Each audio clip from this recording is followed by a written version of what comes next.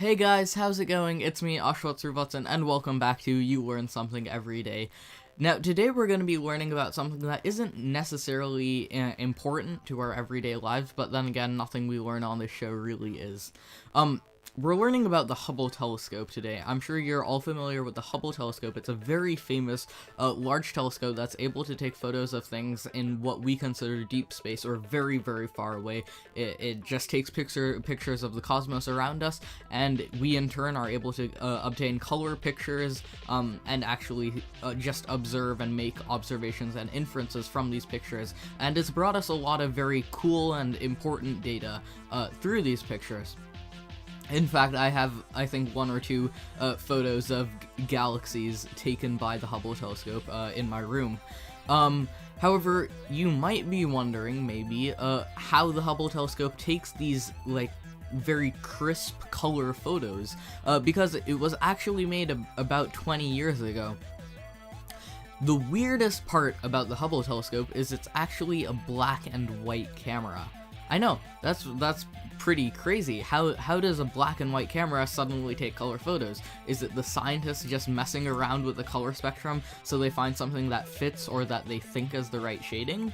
The actual answer is quite far from that. Basically how the Hubble telescope produces these actual color filters, the colored images, is through colored filters. Now, the scientists who use the Hubble telescope have three different filters that they're able to put over the camera lens. One is red, one is green, and one is blue. As you may know, pixels and TVs actually display all the colors we see and are able to form the image simply by displaying different shadings and different amounts of red, green, and blue. Every pixel contains a red, green, and blue light in it, and it just emits them at different strengths, and that produces a certain color that we see that can then form the whole image when all of them are working together. So it's that basic concept of having three different shades.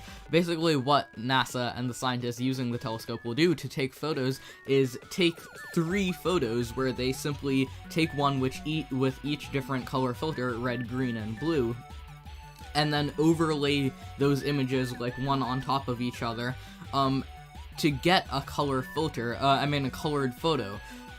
You may think, well, if you just put a colored filter on the image, won't you just get a solid color, and won't you end up getting like just a brown colored image in the end? That's not exactly how colored filters work, and the way these filters work is they filter out a certain amount of light for each color, and that in the end produces the images. Also, the Hubble telescope doesn't actually produce film. It takes digital images, so they're overlaid using the software, and you can change the opacity of each layer to then get the desired image. So I thought that was a very cool fact.